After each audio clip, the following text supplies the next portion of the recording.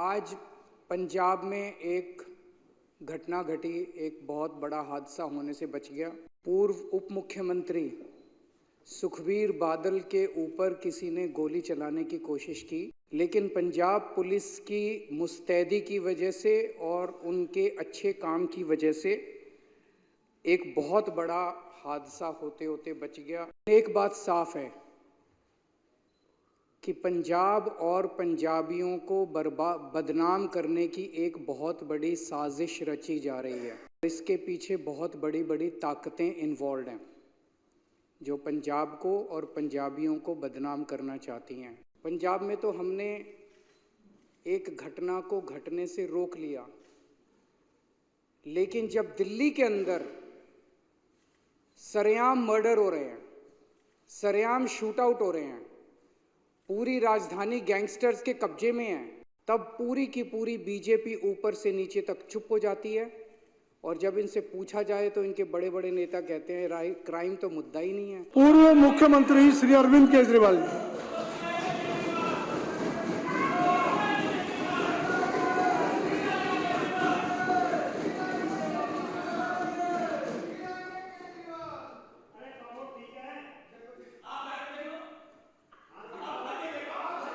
भाई राजेश जी, ये तरीका ठीक नहीं है। आदरणीय उनको बोलने दीजिए, आप क्यों परेशान हो रहे हैं?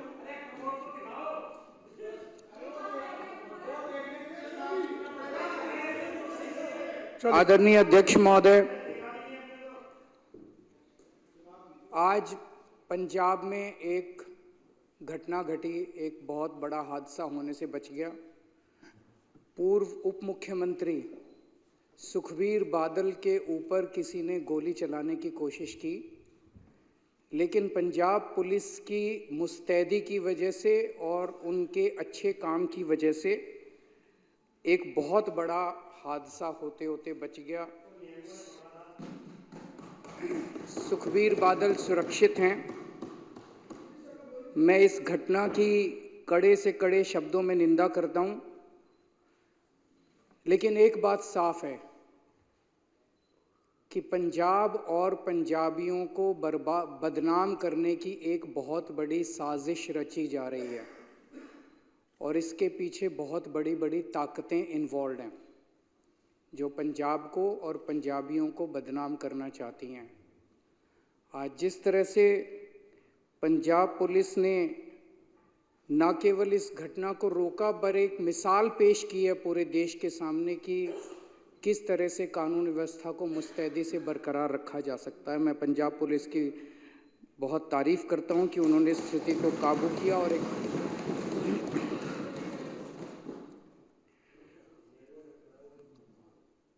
पंजाब में सुबह जब ये घटना घटी तो पूरी बीजेपी और इनके सारे नेता और पूरी मीडिया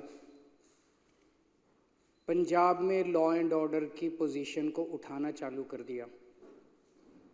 पंजाब में तो हमने एक घटना को घटने से रोक लिया, लेकिन जब दिल्ली के अंदर सरेआम मर्डर हो रहे हैं, सरेआम शूट आउट हो रहे हैं, पूरी राजधानी गैंगस्टर्स के कब्जे में है, जगह जगह नशा बिक रहा है, महिलाओं के साथ बलात्कार हो रहे हैं, तब पूरी की पूरी बीजेपी ऊपर से नीचे तक चुप हो जाती है।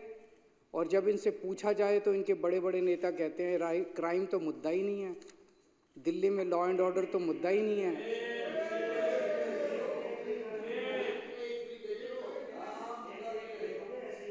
दिल्ली में खुलेआम लोगों के मर्डर हो रहे हैं और बीजेपी कहती है कि क्राइम मुद्दा ही नहीं है।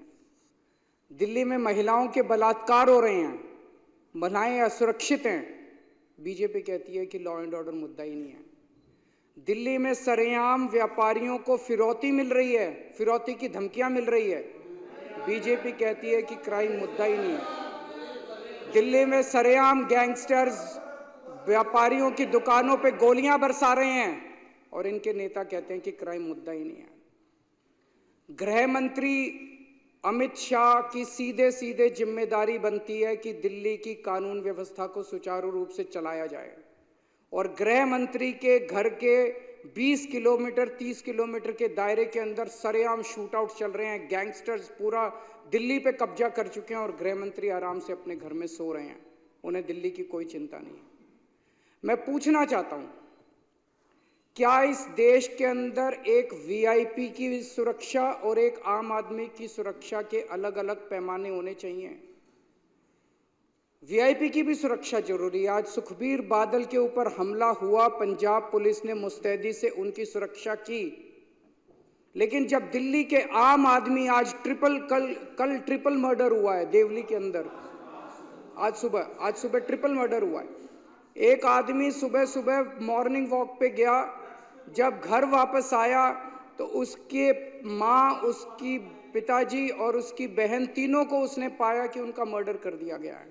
ये इनके लिए मुद्दा ही नहीं है, ये कहते हैं मुद्दा ही नहीं है। मैं पूछना चाहता हूं, क्या आम आदमी की सुरक्षा मायने नहीं रखती? क्या आम आदमी के जान की कीमत एक वीआईपी की जान से ज्यादा कम कीमती है? आप उस लड़के से पूछो जिसके 3 लोगों की मौत हो गई, उसके लिए तो सबसे ज्यादा वीआईपी उसके माता पिता और उसकी बहन ही सबसे ज्यादा वीआईपी थे।